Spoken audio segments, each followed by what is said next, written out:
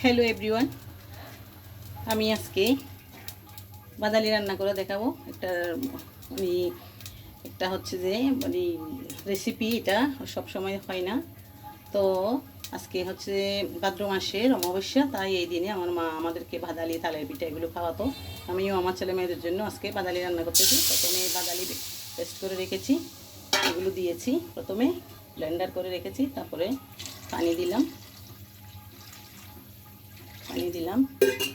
তারপরে এই সিমের বিচি বেজে রেখেছি, আমি তেজপাতা দিলাম, কিছু কাঁঠালের বিচি মেজে রেখেছি, তারপরে হচ্ছে এই লবণ দিলাম,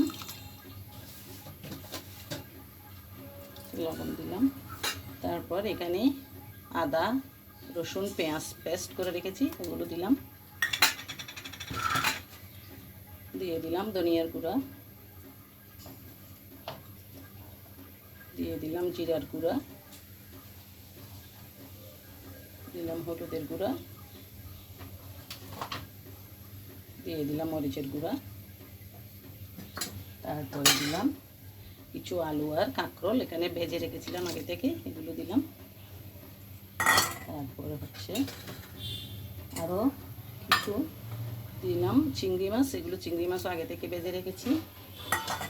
তারপরে একটু দিতে হবে চালের গুঁড়া, এইখানে কিছু চালের গুঁড়া দিতে হয়, তাই অল্প কিছু চালের গুঁড়া দিলাম। চালের গুঁড়া দিয়ে এবার নেড়ে চেড়ে দেবো, সব কিছু একসাথে নেড়ে চেড়ে সিদ্ধ করবো, যতক্ষণ না কাঁঠালের বিচি তরকারি এগুলো সব সিদ্ধ হয়ে যায়। তারপরে হচ্ছে এগুলো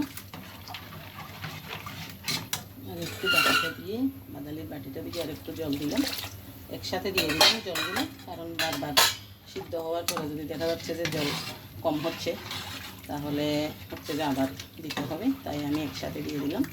এখানে এগুলো একদম হাই হিটে সিদ্ধ হবে। সিদ্ধ হওয়ার পর এগুলো আমি আবার রসুন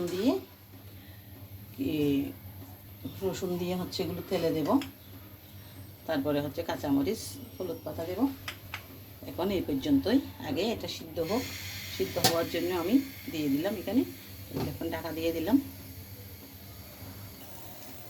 হ্যালো বন্ধুরা, চলে আসলাম, আমার বাদালি সিদ্ধ হয়ে গেছে। এই যে এখন আমি বাদালিটা হচ্ছে তেলে দেব। এখন অন্যদিকে অন্য চুলায় একটা কড়াইয়ে বসে দিচ্ছি, ওখানে কিছু ডালের বড়ি বাসছিলাম, ওগুলো দেবো তরকারিতে। আগে আরও একটু আগে দেওয়া উচিত ছিল। আমি এখানে সরিষার তেল দিলাম, সরিষার তেল দেওয়ার পরে এই যে আমি ডালের বড়িগুলো এখানে দিয়ে দিচ্ছি। এগুলো আরেকটু আগে দেওয়া উচিত ছিল, আমি তাড়াহুড়োর মধ্যে ভুলে গেছি। তো এখানে আমি এখন সরিষার তেল দিলাম, সরিষার তেল দিয়ে দুইটা মরিচ দিলাম, শুকনো মরিচ দিয়ে তারপরে হচ্ছে আমি এখন এই যে এখানে রসুন কুচলো করে রেখেছি, রসুনগুলো দিলাম। রসুনগুলো যখন লাল লাল হয়ে যাবে, বাদালিগুলো এখানে ছাপ করে ফেলে দেবো, তখন সুগন্ধি পুরো আবার মোমো করবে। আসলে বাদালি হচ্ছে রান্না করার আগে গাছ থেকে পাড়ার পরে যে গন্ধটা লাগে পাতার থেকে, এগুলো যদি রান্না করার পরে থাকতো তাহলে কেউ খেতে পারতো না। আসলে এত টেস্টি হয়, যদি কেউ খেয়ে থাকেন তাহলে তো জানবেন, আর না খেলে খেয়ে দেখবেন, বাজারেও পাওয়া যায়, আর যাদের ঘরে আছে। আর এই ভাদ্র মাসের অমাবস্যাতে নাকি এই বাদালি খেলে গায়ের শরীরের বাচ্চাদের একটু কম লাগে, আমার মা বলতো। তো তখন তো ফাটাতে বেটে করতে হতো, এখন তো আমাদের ব্লেন্ডার আছে, ব্লেন্ডার আমরা করে ফেলতেছি। মারা অনেক কষ্ট করে আমাদেরকে রান্না করে খাওয়াইতো। এখন আমিও আমার পরিবারের জন্য, আমার ছেলে মেয়ের জন্য আজকে বাদালি রান্না করতেছি। এখন এগুলো হচ্ছে লাল লাল হয়ে গেছে, রসুনের কোটাগুলো এখন ঢেলে দেবো। আর এক চুলোয় দিয়েছি, এখান থেকে দেবো। আসলে একটা ভিডিও করতেছি তো অনেক রিক্স, যাক ঠাকুরের নামে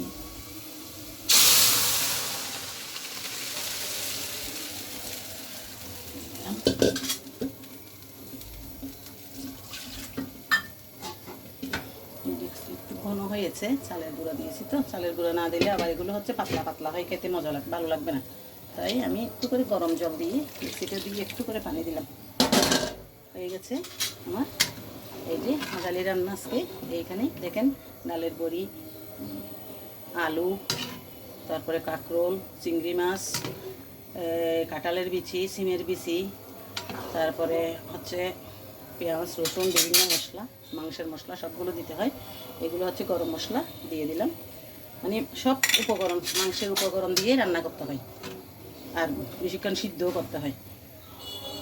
মাংসের উপকরণ দিয়ে রান্নাও করতে হবে, মাংসের মতন করে সিদ্ধও করতে হবে, তারপরে তো আপনার বাদালিটা খেতে টেস্ট হবে। তো এখানে আমি কয়টা কাঁচামরিচ রেখেছি, এই যে কাঁচামরিচগুলো দিয়ে দিলাম। গাছের থেকে একটা হলুদ পাতা এনেছিলাম, হলুদ পাতা কেটে দিলাম। ব্যাস হয়ে গেল আমার বাদালি রান্না। যদি ভালো লাগে থেকে আপনাদের, তাহলে একটু দেখে লাইক কমেন্ট করবেন। এটা হচ্ছে একটা আনকমন রান্না, আসলে এটা কেউ দেখায় না, কেউ করেও না। বাসায় খেলেও খেতে পারে, কিন্তু ঘরে দেখায় না, মানে এখানে রেসিপিতে আমি কখনো দেখিনি, আজকে আমি দেখালাম। তো লাইক কমেন্ট শেয়ার করবেন। ধন্যবাদ সবাইকে এতক্ষণ ধৈর্য ধরে দেখার জন্য আজকে বাদালি রান্না রেসিপি।